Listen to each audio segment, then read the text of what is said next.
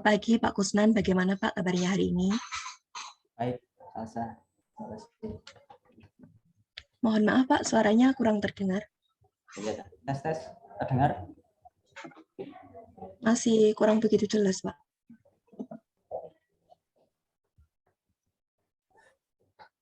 Salsa. Tes. Terdengar, Salsa? Ya, cukup terdengar Pak.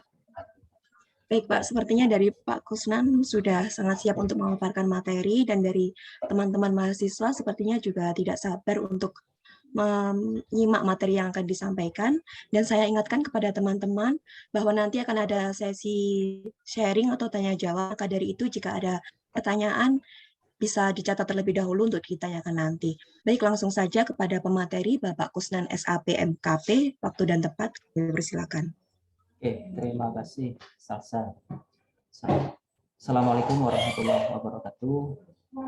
Selamat pagi, selamat sejahtera untuk kita semua. Salam, Om Swastiastu, Namo Buddhaya, salam kebajikan, Rahayu. Teman-teman ini sudah semester berapa semua, Pak Salsa, yang hadir hari ini? Mulai dari semester 7, mungkin juga ada yang dari semester 6 juga, Pak. Nah, pasti ada 6 dan 8 berarti ya. Karena Iya, semester nanti genap sekarang. 8, iya. Jadi teman-teman sebelumnya kan sudah mendapatkan materi dari Bapak Ibu dosen di Prodi Admin Negara, baik yang berupa pendahuluan, kemudian pengajuan pustaka, teoritisnya, dan juga metode penelitiannya. Sekarang giliran saya, kita sharing saja lah, intinya tidak perlu kesannya saya menghubungi ke teman-teman. Lebih baik kita nanti memberikan informasi, saling sharing, sehingga nanti lebih enak daripada kesannya saya mendikte teman-teman.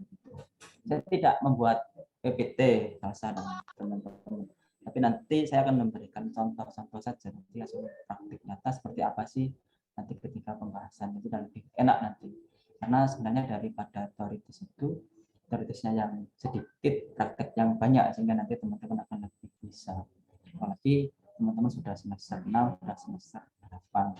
Nah, semester 8 sudah waktunya menempuh atau mengambil mata kuliah skripsi. Ya, teman-teman semester 6 tentu saja kemarin sudah mendapatkan berbagai mata kuliah yang berhubungan dengan metode penelitian ataupun yang berhubungan dengan isu-isu admin publik dan kebijakan publik sesuai dengan tema yang akan di teman-teman tulis nantinya sesuai dengan peminatan. Baik, ya, nanti kan ada 2 contoh saja.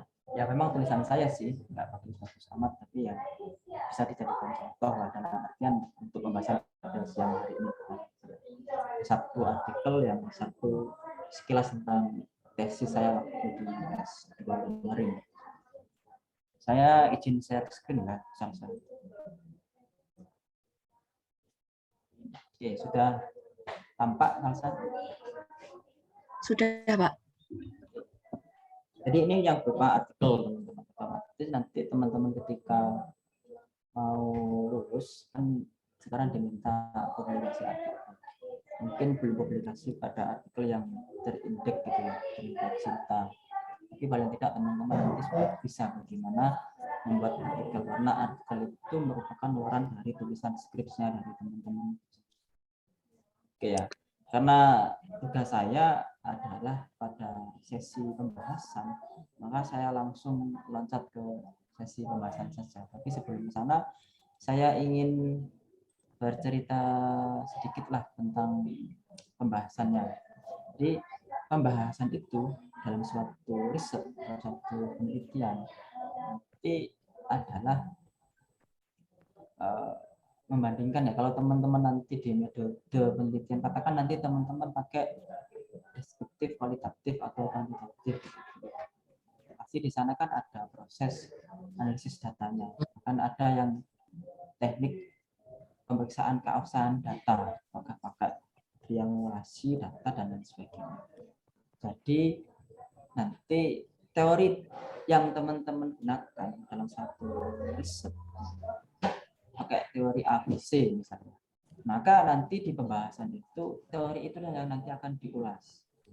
Sebenarnya kalau di S1 tatarannya teman-teman adalah pada ranah artinya sebenarnya ya artinya teman-teman nanti membuktikan suatu teori. Ya, teman-teman membuatkan satu teori. Katakan ada teori implementasi kebijakan pakai ITMAT 3. Di sana ada berapa sih? Oh, ada 4. Ada 4 yang menjadi indikator gagal dan berhasilnya suatu kebijakan atau implementasi kebijakan. Maka bagaimana tataran di lapangan? Ya, jadi menguji teori itu relevan tidak di lapangan, sesuai dengan teori tidak sih praktik di lapangan. Jadi seperti itu. Maka teori itu menjadi pisau analisisnya teman-teman untuk mengkaji suatu fenomena atau permasalahan yang ada di lapangan yang teman-teman teliti. Jadi seperti itu. Maka waktu di pembahasan, nah, teori itulah yang nanti akan digunakan untuk membahas fenomena tersebut. Nah, katakan kalau di artikel ini saya membahas tentang keterbukaan informasi di tingkat desa, keterbukaan informasi publik di tingkat desa. Maka yang saya gunakan pakai teori apa sih? Nah, kalau di dengan pustaka, ya dengan pustaka saya tidak menyampaikan tentang sejarah dan sebagainya. Yang saya gunakan di sini adalah di sini karena pemerintahan terbuka itu punya beberapa ciri. Yang saya gunakan hanya 3 teori ini saja: partisipasi, transparansi, dan akuntabilitas. Maka 3 hal inilah, ada 3 indikator ini yang saya gunakan nantinya di pembahasan. Bagaimana sih partisipasinya? Apakah sesuai dengan teorinya? Nah, transparansinya bagaimana? Apakah sudah sesuai dengan teorinya untuk transparansinya? Dan begitu juga dengan akuntabilitas. Bisa dipahami ya, Pak dan teman-teman. Nah, makanya nanti di hasil dan pembahasan saya akan mengulik itu fakta dan teoritisnya. Jadi teori yang teman-teman gunakan itu nanti apakah sesuai yang data di lapangan atau berbeda. Kalau memang katakan nih teorinya partisipasi itu mengatakan A, ternyata di lapangan mengatakan B, berarti partisipasinya belum sesuai. Jadi seperti itu. Nah, teori itu menjadi visual analisis untuk membahasnya. Nah, katakan di sini partisipasi, saya bahasakan begitu. Nah, karena dalam satu riset biasanya kan teman-teman membandingkan data yang dikumpulkan secara primer, secara sekunder, seperti itu ya. Ada yang observasi, yang dia pakai wawancara, ada yang pakai kuesioner, ada yang apalagi pakai data-data dokumentasi. Nah, data-data itulah nanti yang akan dibahas di sini di hasil dan pembahasan. Bagaimana kalau dokumentasinya bagaimana? Oh, hasil risetnya, data primernya bagaimana, data sekundernya bagaimana, dan lihat dengan teoritisnya. Oke, saya bacakan ya tentang partisipasi tentang keterbukaan informasi publik di tingkat desa, khususnya di desa Pejambon. Sejak tahun 2012, pemerintah desa Pejambon yang dipimpin oleh Bapak Rahman mulai konsisten mendekatkan diri kepada masyarakat. Hal ini dapat diketahui dari visi desa Pejambon, yaitu mewujudkan dan hadir lebih dekat melayani masyarakat menuju pemerintah yang bermartabat dan sejahtera. Nah, di sini akhirnya saya artikan bahwa dari visi misinya dari desa saja. Nah, untuk visi misinya di sini, selain saya konfirmasi ya kepada yang bersangkutan, dalam artinya saya wawancara kepada Pak Rahman ini selaku kepala desanya, saya juga bisa mengetahuinya dari mana. Data sebenarnya dari website. Ya, dari websitenya. Dan dari mana lagi? Oh, dari papan informasi yang ada di desa. Di sana kan ada visi misinya. Apakah visi misinya itu mencerminkan tentang partisipasi? Ternyata mencerminkan. Sehingga saya bisa menjelaskan di sini. Arti melayani adalah dalam hal pelayanan masyarakat, pemerintah berusaha selalu prima dan mengutamakan kepentingan masyarakat di atas kepentingan pribadi, baik pelayanan administrasi dan sosialnya. Nah, untuk melaksanakan visi tersebut, apalagi untuk mewujudkan keterbukaan informasi publik, bukan sesuatu hal yang mudah, sehingga pemerintah desa Pejambon sadar bahwa keterlibatan masyarakat memakan peranan penting. Adapun upaya pemerintah desa Pejambon untuk meningkatkan partisipasi masyarakat dengan beberapa cara. Nah, dengan cara apa? Dengan musyawarah perencanaan musrenbang desa. Kegiatan ini dilaksanakan di balai desa setiap tahunnya untuk menggali aspirasi masyarakat. Tahapan musrenbang desa diawali dari penggalian gagasan dan aspirasi tingkat RT RW dan lembaga desa. Adanya kesempatan menyampaikan pendapat dalam kegiatan tersebut maka dapat dipastikan bahwa demokrasi berjalan dengan baik. Berikut ini adalah merupakan contoh realisasi dari musrenbang. Nah, di sini ada teorinya masuk di sini. Ya. Maka fakta yang ada di lapangan, ya, fakta di lapangan, apakah dia sudah sesuai dengan teori yang kita gunakan? Oh, ternyata partisipasi itu merupakan bagian dari demokrasi. Nah, kalau menurut Duyanto, adanya kesempatan menyampaikan pendapat dalam suatu kegiatan tersebut, maka dapat dipastikan bahwa demokrasi berjalan dengan baik. Nah, karena dia bisa menyampaikan aspirasinya melalui dengan beberapa cara, salah satunya adalah musrenbang desa, ya begitu. Oke, ini tentang, nah buktinya di mana? Oh ini buktinya. Nah bukti di sini, kalau memang ternyata waktu teman-teman datang ke lapangan tidak bisa mengetahui bukti secara langsung, proses partisipasinya seperti apa, atau proses musrenbangnya seperti apa, teman-teman bisa menggali informasi itu atau data tersebut dari mana? Oh dari informasi di websitenya. Bisa ada di sana. Oh kalau memang itu tidak ada, mungkin ada laporannya, ada dokumentasinya dari pihak desa. Teman-teman bisa menggali di sana. Jadi ketika di pembahasan, data itu harus komprehensif, artinya harus lengkap. Dokumentasinya harus ada. Kalau memang di sini kalau teman-teman menggunakan observasi, ya silakan dimasukkan di sini observasinya seperti apa. Artinya kalau observasi itu kan teman-teman mengamati. Nah, teman-teman sebagai pengamat, artinya teman-teman berada di luar. Dia hanya mengamati saja. Oh, memang di desa itu ada proses musrenbang. Oh, proses musrenbangnya seperti ini. Ada asas demokrasi di sana. Boleh menyampaikan pendapat, saran, masukan, dan seterusnya. Jadi seperti itu. Karena di sini ini sudah lampau, ini bukti tahun 2017 dan risetnya tahun 2020. Maka saya mengambil dokumentasi ini dengan di website proses musrenbangnya desa. Tidak saya cantumkan semua bukti dokumentasinya. Tapi ini sudah dirasa sudah cukup mewakili. Kalau memang ada 1, 2, 3 dokumentasi, gambar, foto dan seterusnya, silakan saja dimasukkan di situ. Oke, begitu ya. Ini berhubungan dengan partisipasi. Jadi dia kalau di desa di sini sudah demokratis di sana sesuai dengan teorinya siapa, dengan Duyanto, bahwa di sana itu ada proses demokrasinya dengan baik. Latarnya berjalan dengan baik seperti apa? Kan di sana ada penggalian gagasan dan aspirasinya melalui musrenbang. Salah satunya melalui musrenbang. Nah, kemudian partisipasi masyarakat desa Bejambon di musrenbang desa sangat tinggi. Contohnya pada tahun 2017, partisipasinya dari 97 orang, 22 lembaga dan kelompok desa. Hal ini disebabkan karena masyarakat menyadari bahwa kegiatan tersebut merupakan salah satu sarana berkontribusi untuk pembangunan desa yang lebih baik. Ya kan? Bagaimana kita mengatakan bahwa partisipasi dana sudah baik? Oh iya kok yang datang banyak, yang berpendapat banyak, lembaga pun ada, dari LSN pun ada, dari Karang Tarunanya pun ada, dan lain sebagainya. Berarti di sana ada proses partisipasi yang baik. Mengatakan baik dari mana? Dari data di sini. Musrenbang desa menjadi fasilitas yang tepat menjadi aspirasi dalam forum ini melibatkan mental dan emosional seseorang pada tujuan kelompok dan berbagai tanggung jawab. Nah ini teorinya masuk. Ya. Musrenbang desa menjadi fasilitas yang tepat untuk menggali aspirasi karena dalam forum ini melibatkan mental dan emosional seseorang pada tujuan kelompok dan berbagai tanggung jawab. Nah ini teorinya masuk. Jadi seperti itu. Jadi nanti ketika menulis suatu hasil dan pembahasan, nah dilihat teoritis dan prakteknya seperti apa, hasilnya penelitian seperti apa. Kalau teorinya mengatakan A, oh ternyata di lapangan mengatakan A, oh berarti sudah baik, kan begitu. Menurut teori ini, kan?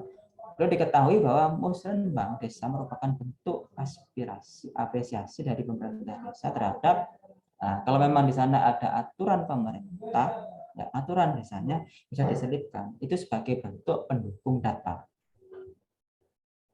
Jalan baik karena kenapa? Selain dihadiri, oh dia berhadir karena memang di sana sudah ada payung hukumnya. Di data tersebut sudah ada payung hukumnya yang mengatur tentang musrenbang desa. Oke ya, tujuannya untuk apa? Oh, untuk melakukan keterbukaan informasi publik, transparansi di sini. Ya, nanti kan terus seperti itu. Sementara itu, partisipasi pada musrenbang desa merupakan keikutsertaan masyarakat dalam proses pembangunan, itu kegiatan perencanaan. Nah, dari Adi Sasmita bahwa partisipasinya masyarakat desa di Desa Bejambon dalam musrenbang itu merupakan kategori dari proses perencanaan, partisipasi dari perencanaan. Karena memang musyawarah desa, musrenbang desa itu kan merupakan suatu bentuk perencanaan awal, menggali ide gagasan tentang program kerja ke depan yang akan dilaksanakan oleh desa ini apa sih, prioritas tahun depan yang akan dilaksanakan sebenarnya apa sih, apakah nanti untuk jalan misalnya pembangunan fisik ataukah untuk hal yang lain. Jadi hasil musrenbang desa pada aspek keterbukaan informasi, keterbukaan pemerintah dapat dilihat dari selalu ketersediaan anggaran dana untuk menunjang keterbukaan publik berbasis TIK. Dia bisa berjalan dengan baik. Kenapa partisipasinya? Oh, karena di sana memang ada dukungan dana. Di sana ada dana yang cukup untuk memberikan informasi kepada pihak masyarakat, sehingga muncullah partisipasi yang banyak, salah satunya di musrenbang desa. Ketika ada suatu informasi sehingga membuat orang itu tahu, dia tahu sehingga ada greget untuk melakukan satu tindakan, dalam hal ini partisipasi. Kalau kita kaitkan dengan riset saya, maka ini berhubungan dengan musrenbang. Oh, ternyata memang anggarannya ada kok untuk melakukan keterbukaan informasi publik, sehingga menggait masyarakat Desa Bejambon untuk berpartisipasi dalam musrenbang. Oh, selain itu juga ada upaya lain dari partisipasinya atau sebagai wadah dari Desa Bejambon. Dari mana? Ada diskusi publik dikemas dalam rembuk desa dan sandung besar. Jadi seperti itu. Ini sama halnya dengan yang ditransparansi. Nah, ketika fakta di lapangan seperti apa dan teoritisnya seperti apa, apakah dia support mendukung dengan teoritisnya atau berbeda? Ya, seperti itu ya. Jadi sebenarnya ini kalau teman-teman sudah pelajari sering-sering baca artikel, harusnya teman-teman tidak kebingungan dalam hal ini begitu ya. Baik yang nanti sifatnya penelitiannya kuantitatif maupun kualitatif. Pokok intinya adalah pisau analisisnya yang teman-teman gunakan apa. Kalau saya di sini hanya menggunakan 3 saja, partisipasi, kemudian transparansinya dan akuntabilitasnya. Yang saya gunakan adalah teori-teori yang berhubungan dengan transparansi. Oh, bagaimana sih transparansinya di Desa Bejambon itu? Transparansi di Desa Bejambon dilakukan dengan 2 metode. Itu konvensional berbasis TIK. Metode konvensional memberikan informasi melalui apa? Satunya baliho. Hal ini dilakukan untuk memfasilitasi masyarakat yang tidak bisa atau belum menguasai TIK dengan baik. Kemudian melalui metode berbasis TIK, itu dalam website. Websitenya alamatnya ada. Upaya ini untuk memfasilitasi masyarakat ini mendapat informasi publik yang disediakan oleh pemerintah Desa Bejambon tanpa harus datang ke balai desa.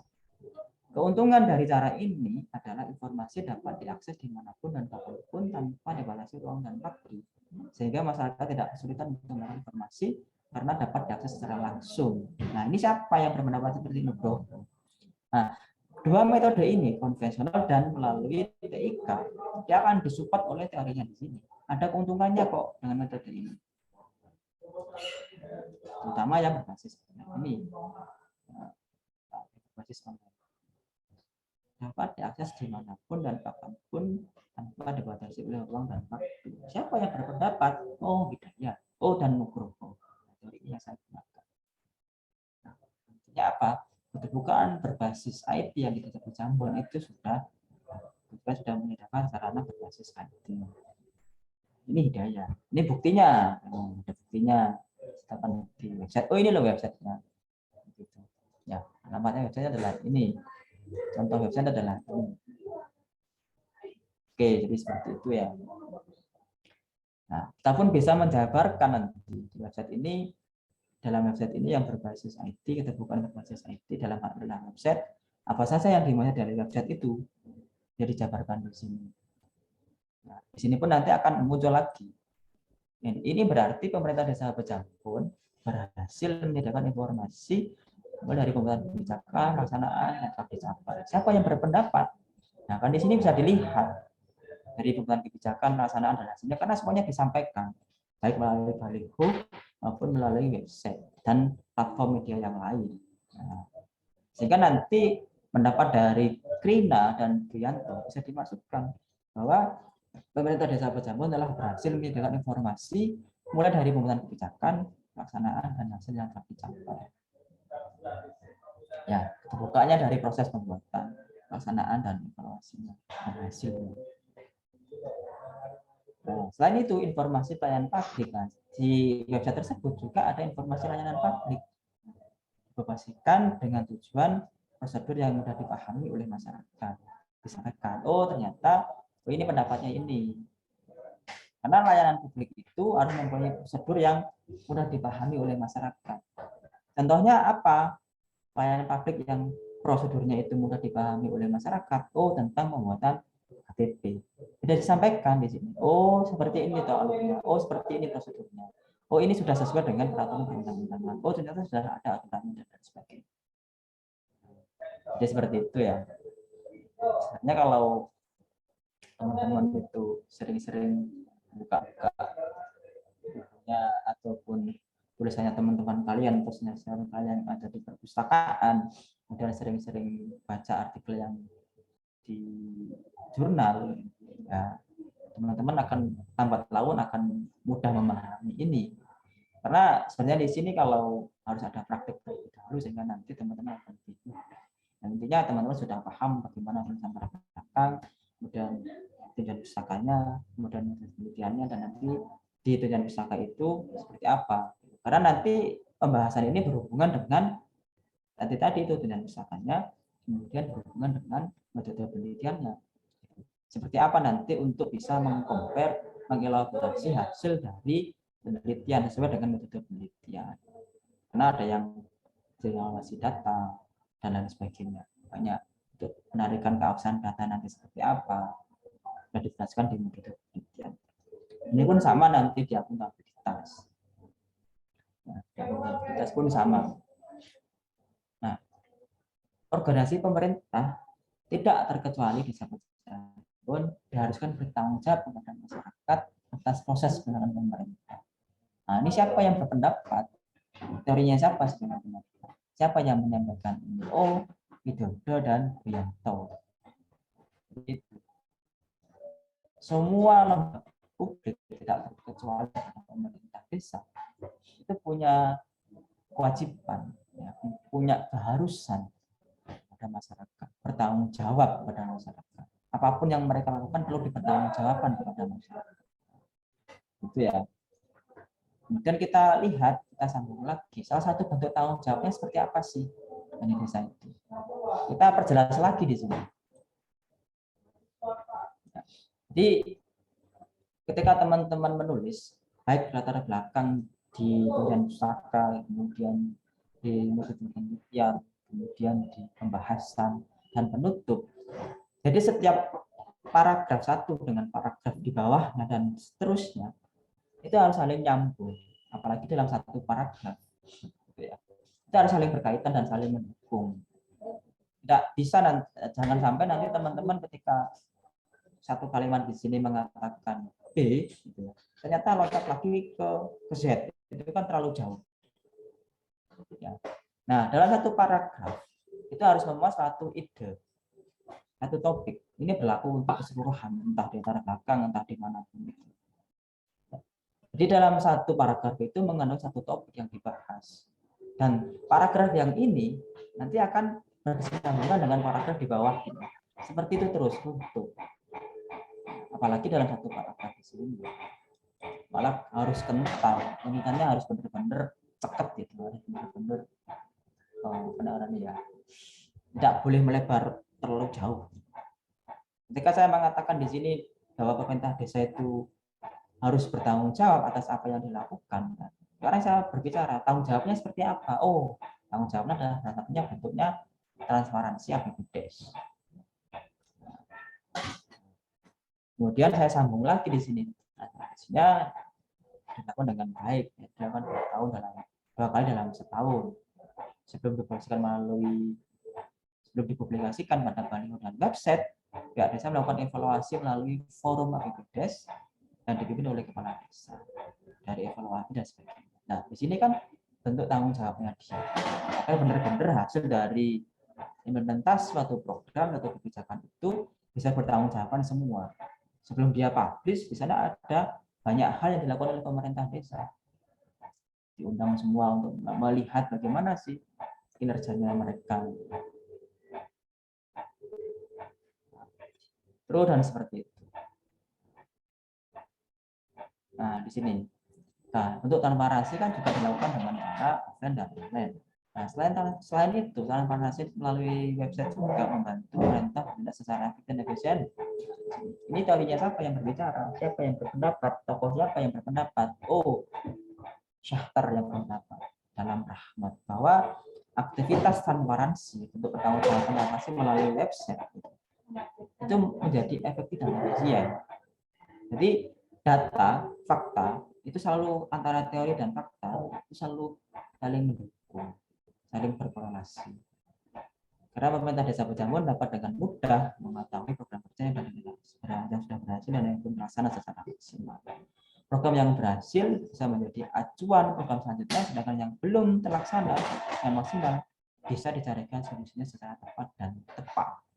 Nah, kepekaan dari teman-teman untuk diproses hasil dan pembahasan ini, daya kritisnya teman-teman perlu diasah.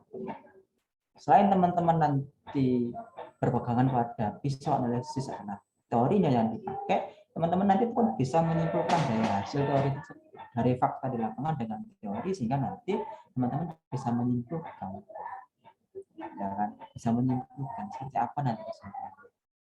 Dari satu ini seperti apa sih?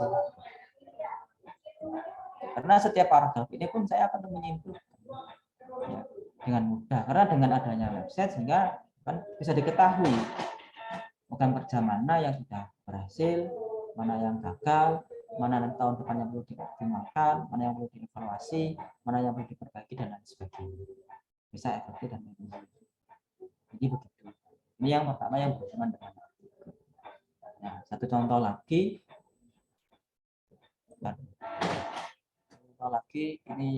Ini kebetulan tadi adalah penelitian kualitatif. Sudah saya tulis dalam artikel. Kalau yang ini tesis sekilas saja. Sebenarnya akan lebih menarik ketika nanti kita banyak ngobrol, banyak diskusi. Jadi ketika hanya teman-teman mendengarkan saja satu arah, apa yang didapat itu bagus. Yang berhubungan dengan kuantitatif hasil dan membahas. Menurut saya adalah masih kuantitatif dan sifatnya masih kuantitatif. Tapi rata-rata teman-teman di Admin Negara itu dari dulu sampai sekarang mayoritas kualitatif sih. Jarang yang kuantitatif. Biasanya teman-teman yang kuantitatif dari teman-teman yang habis dan dari ekonomi akuntansi, mulai itu yang kuantitatif.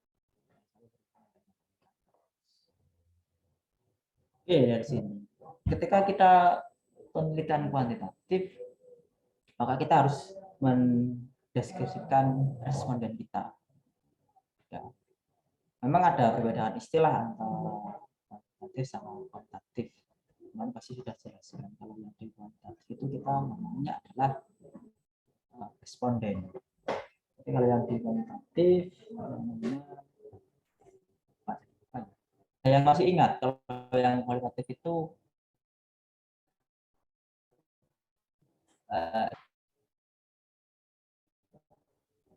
responden. Nanti silakan teman-teman baca lagi. Nah, kalau di sini di bidang saya mendeskripsikan responden saya itu berdasarkan jenis kelamin, pendidikan, usia, pekerjaan, pendapat, dan kepemilikan. Nah, untuk menentukan deskripsi umum dari responden itu, kita relevansikan dengan ini namanya, dengan riset kita. Itu tidak ngawur juga untuk bisa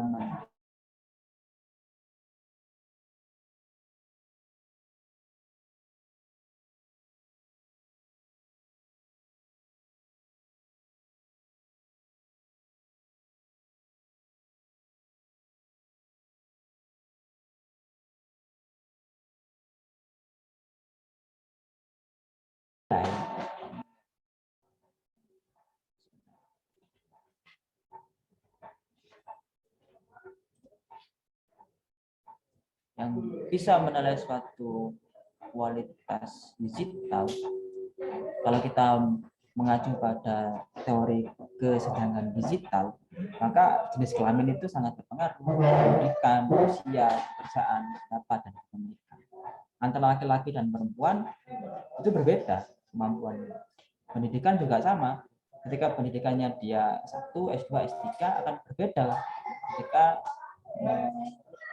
mengakses suatu platform digital, akan berbeda.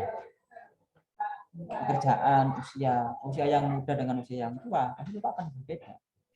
Pendapatan pun akan berpengaruh di situ.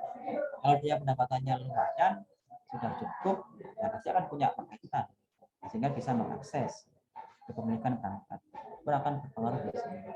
Ketika sudah punya pendidikan tinggi, usianya, pekerjaannya, ya pasti kepemilikan TIK-nya akan lebih baik daripada yang di bawah. Oke, jadi deskripsinya dimunculkan di kuantitatif itu responden, kalau yang di kuantitatif namanya pendidikannya, usianya, ya, usianya, pekerjaannya, kerjanya apa sih di sana, pendapatannya di sana bagaimana, bukan kepemilikannya yang 1 sampai 6 dan seterusnya. Nah, dan nanti kita bisa ketika di deskripsi umum itu kita jelaskan, ketika ada tabel seperti ini kita jelaskan secara naratif gitu. Kalau orang melihat hanya dalam bentuk tabel, bentuk gambar, bentuk grafik dan sebagainya, orang itu akan sulit memahami. Ketika sudah disampaikan dalam bentuk naratif, di sana ada tabel, mudah diperjelas di bawahnya, oh alah sekian, yang punya satu perangkat itu ada 40%. Yang paling tinggi itu berapa sih ya? Responden saya berapa kali dia? Oke. Kemudian analisisnya. Nah, di riset saya ini yang sangat simpel sebenarnya, saya itu hanya ingin melihat rendah, sedang, dan tinggi saja. Hanya kualitas website di Desa Cirebon menurut user, ya. Lihat dari usability-nya itu seperti apa sih? Oke ya. Usability itu kegunaannya. Kualitas informasi itu seperti itu. Oh, ternyata hasilnya ini baru hasil analisa datanya saja ya, disampaikan analisa datanya. Nanti pun akan ada pembahasannya. Nah, sama di pembahasannya nanti akan teori atau pisau analisisnya, teori yang kita gunakan sebagai pisau analisisnya kita gunakan untuk membahas itu, untuk menganalisis data yang sudah saya sajikan di sini.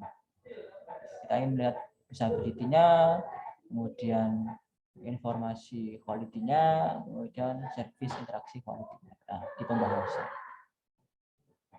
Nah, di pembahasan hasil analisis data mengenai kualitas website dalam kebijakan publik menggunakan yang saya gunakan adalah formula di sini. Equal 4.0 ada 3 tadi. Ada usability, ada kualitas informasinya, dan kualitas pelayanannya. Yang saya ingin lihat di website itu, saya menggunakan ada 3 itu. Ingin saya lihat, ingin saya lihat. Bagaimana kalau usability-nya atau rancangan situs website-nya? Nah, kalau dilihat dari hasil yang di masyarakat, mereka menilai bahwa masuk kategori tinggi ada 51%. Penjabarannya seperti apa? Jika dilihat dari kualitas rancangannya, website pemerintah desa Bejawan telah menggunakan alamat yang mudah diingat. Mudah diingat, karena masyarakat ingat ya, alamatnya itu ingat.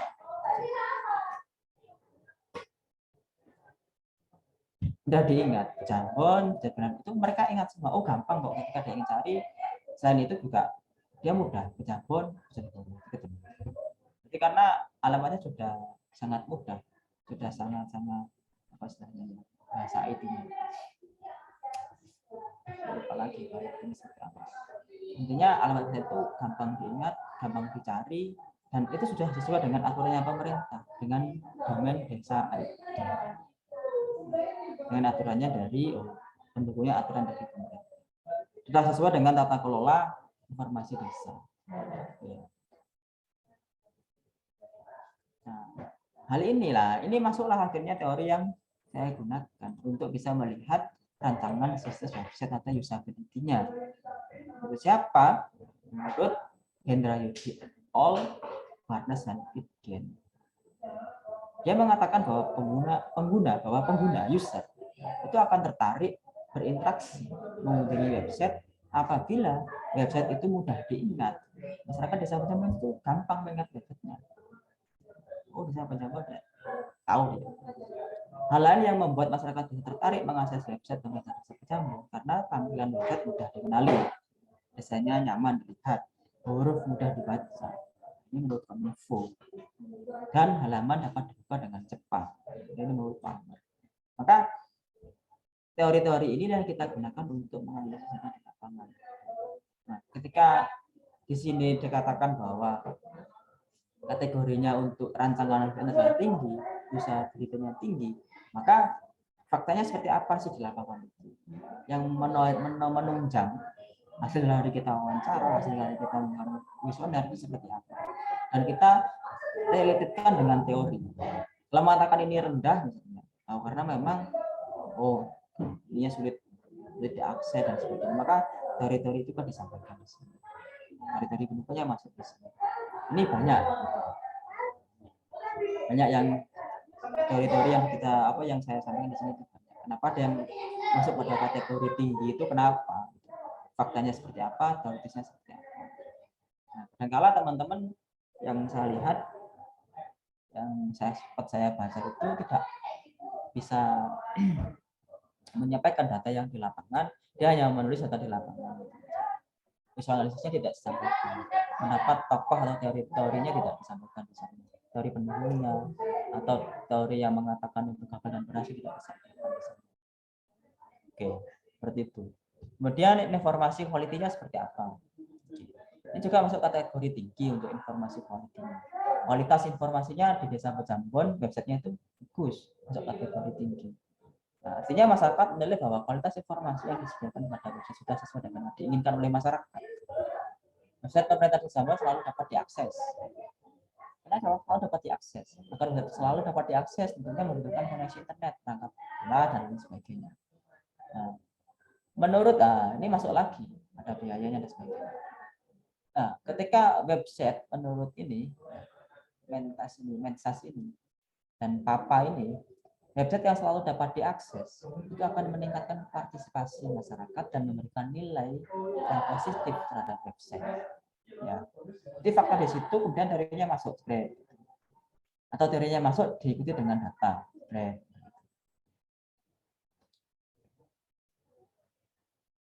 Ya.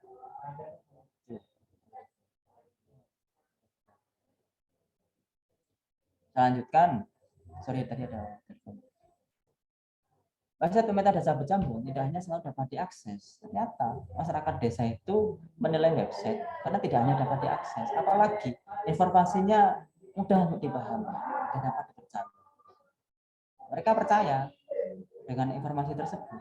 Nah, menurut Barnes dan Pitgen dan Grover, agar informasi mudah dipahami dan dapat dipercaya, informasi harus dikelola menggunakan teknologi informasi. Contohnya dalam hal pengelolaan keuangan. Nah, sebelum informasi yang di Desa Bejawan ini diupload, gitu kan, diupload di websitenya. Jadi segala aktivitasnya sudah dilakukan dengan sistem, sehingga tidak salah. Misalnya berhubungan dengan pengelolaan keuangan, ini sudah menggunakan sistem keuangan desa, Siskildes, sehingga hasilnya valid, ya kan, valid di sana dan baru diupload, sehingga masyarakat desa Bejambon itu percaya sesuai dengan teorinya Barnes dan Pitkin dan Nugroho. Caranya agar dapat dipercaya adalah dengan cara itu tadi, dibawa dengan berbasis teknologi informasi. Jadi masih banyak ini masih yang bisa diupdate dan seterusnya. Nah, bagaimana dengan interaksinya? Oh, juga tergolong tinggi. Karena, nah di sini capaian website reputasi yang baik diberikan dengan prestasi yang diraih. Nah, dikatakan baik di sana karena selain ada statement dari desa bahwa dia mengatakan baik, selain itu ada fakta nyata bahwa website desa Bejambon itu juara 1 tingkat nasional, tingkat provinsi juga, tingkat kabupaten juga. Sehingga menurut Barnes, Pitgen, Napitupulu, kualitas interaksi layanan website akan meningkat jika website tersebut memiliki reputasi yang baik. Nah, darinya masuk di sini. Nah, desa Bejambon memiliki reputasi yang baik.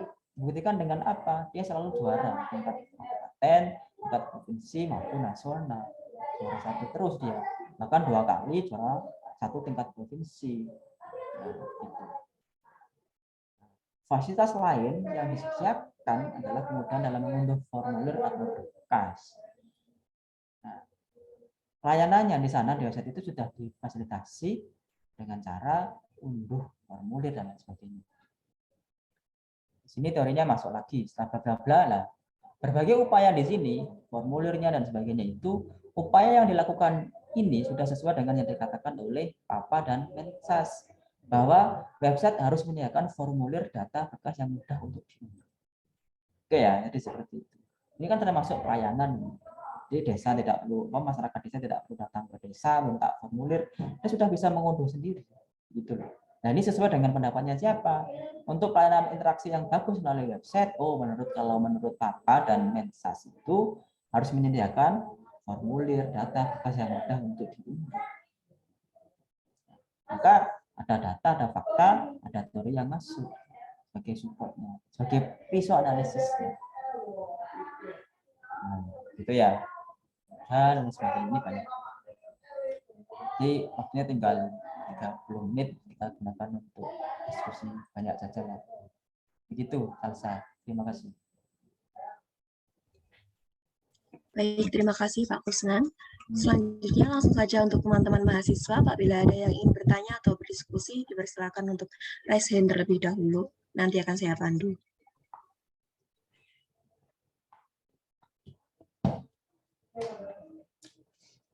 Teman-teman pasti agak kebingungan karena teman-teman belum pernah ataupun belum sering melakukan riset, sehingga juga apa yang mau ditanyakan. Tapi silakan ditanyakan.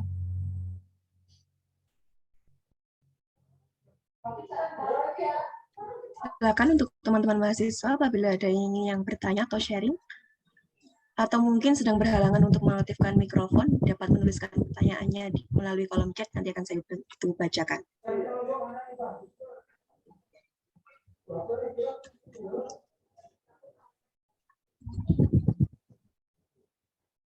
Teman-teman itu bingungnya nanti ketika sudah melakukan skripsi, nanti akan bingung.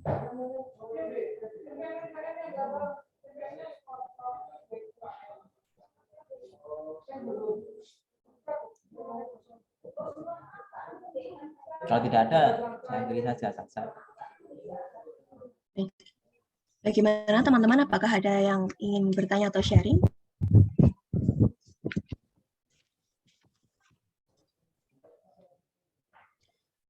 Baik Pak Kusnan, sepertinya dari teman-teman mahasiswa sudah memahami dari pemaparan materi yang Pak Kusnan sampaikan melalui contoh yang telah diberikan tadi.